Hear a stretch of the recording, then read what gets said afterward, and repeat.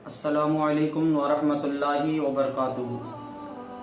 मोहतरम सामाईन, आपके सामने मैं वीडियो लेकर हाजिर हुआ हूँ। हमारे वीडियो का मकसद है कि मियाँ वली कौन है, मियाँ वली के बकरों की हकीकत क्या है और मियाँ वली का असली नाम क्या है, ये कहाँ का रहने वाला है, इसकी माँ का नाम क्या है, ये कौन है जिसे हम लोग एक अल्लाह का वली समझते हैं। आपको हकीकत बता दूं, ये कोई अल्लाह का वली नहीं है, बल्कि ये एक फितना है और एक शैतान है। जिसे हम मियाँ वली कहते हैं उसका नाम है शेख सदरुद्दीन उर्फ शेख सद्दू। क्या नाम है? शेख सदरुद्दीन उर्फ शेख सद्दू, ये इसका नाम है। इसकी माँ का नाम है आसिया, ये आसिया का बेटा है। इसका नाम क्या है? शेख सदरुद्दीन उर्फ शेख सद्दू। ये इंडिया के शहर अमरोहा का रहने वाला है। इसका अमरोहा से ताल्लुक है और ये जो है इसने एक बुजुर्ग की खिदमत की। ये एक बुजुर्ग की सोहबत में रखा है। उन बुजुर्ग का नाम है जैन खान। जैन खान जो है इसके पीर हैं। ये जैन खान का मुरीद है। इसने जो है अपने वक्त में बहुत ज्यादा इबादत की। बहुत बाकमाल शख्सियत है ये, बहुत बाकमाल शख्स था एक वक्त ये। लेकिन जब इसको तकब्बुर हुआ, तकब्बुर किस चीज का? अपनी ताकत का। क्योंकि इसने जब बहुत ज्यादा इबादत और रियाजत की, बहुत ज्यादा रियाजत की, तो इसने जो है दो जिन्नातों को अपने ताबे कर लिया, अपने काबू में कर लिया। दो जिन्नात थे और इस कदर काबू में किया, इस कदर ताबे किया कि वह नफा नफीस इसके साथ रहा करते थे। दोनों जिन्नात। एक जिन्नात जो था वो मोमिन था, मुसलमान था, और दूसरा जिन्नात जो था वो काफिर था। एक जिन्नात का नाम जो है बुदूहू था, बे दाल है वाव, बे दाल है वाव, बुदूहू। ये मुसलमान जिन था।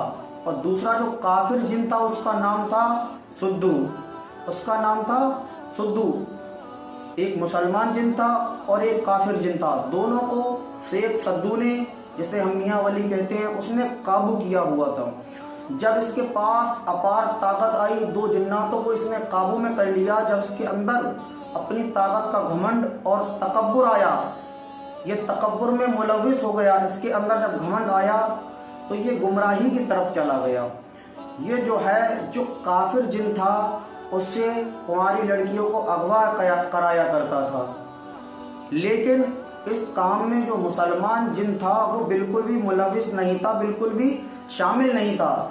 लेकिन मियाँ वली जिसे हम कहते हैं उसका नाम शेख सद्दू है, शेख सदरुद्दीन। वो जो है कुंवारी लड़कियों को अगवा कराया करता था। किससे? जो काफिर जिन था।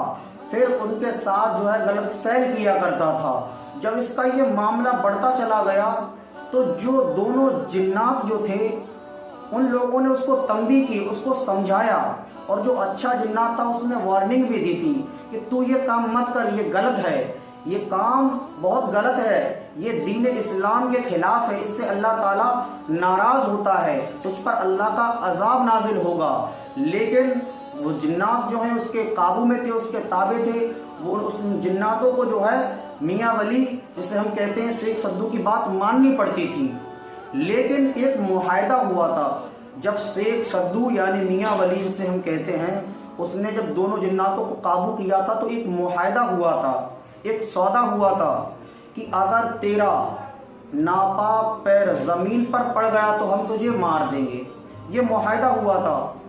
तो जब दोनों जिन्नातों ने देखा, हालांकि जो लड़कियां, कुंवारी लड़कियों को जो अगवा कराया करता था वो काफिर जिन्नात से कराया करता था। मुसलमान जिन्नात ने उसको समझाया काफिर जिन्नात को कि तू ऐसा मत कर, ये तुझे हुक्म देता है लेकिन तू ऐसा मत कर, ये गलत है। लेकिन काफिर जिन्नात ने कहा कि मैं क्या, तू भी इसका गुलाम है, हम दोनों इसके काबू में हैं, ताबे हैं, ये जो कहेगा हमें हुक्म इसका मानना पड़ेगा। फिर दोनों जिन्नातों ने उसको तंबी की, उसको समझाया और उसको वार्निंग दी कि अगर तू इस काम से बाज ना आया तो हम तुझे मार देंगे। लेकिन वो मार तो नहीं सकते थे क्योंकि उसके काबू में थे।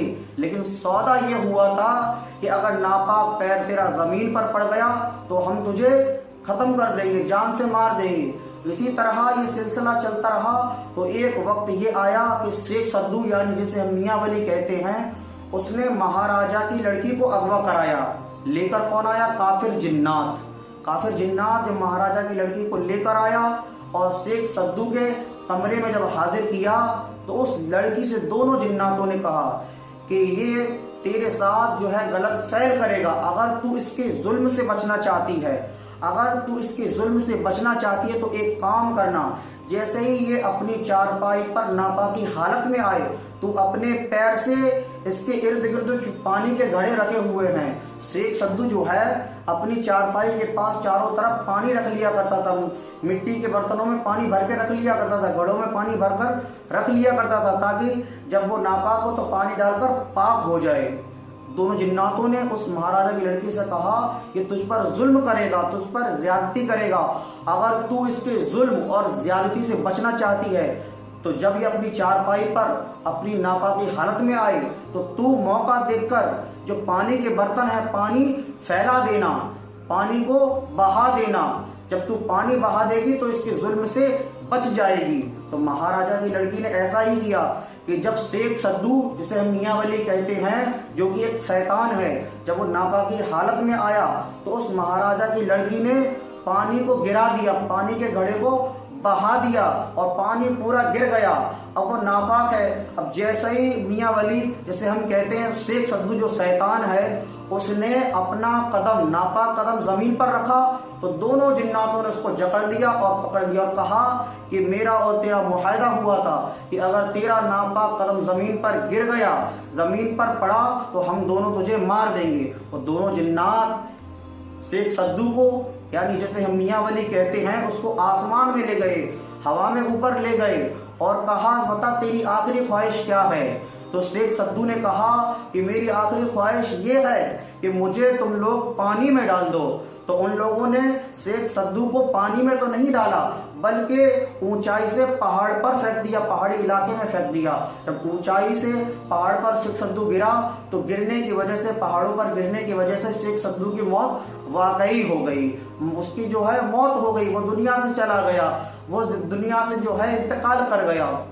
जब वो मर गया तो क्या देखते हैं कि मरने के बाद भी जिस तरह वो जिंदा दुनिया में था तो कुंवारी लड़की को अगवा कराया करता था, उनके साथ गलत फैल किया करता था, लेकिन मरने के बाद भी लोगों ने देखा कि जिस तरीके से उसकी दुनिया में जो एक्टिविटी थी, मरने के बाद भी जब वो मर चुका है, दुनिया से इंतकाल कर चुका है, फिर भी वो लोगों को परेशान कर रहा है। उसकी वही एक्टिविटी थी, यानी उसका हमजाद जो था वो लोगों को परेशान किया करता था। कैसे?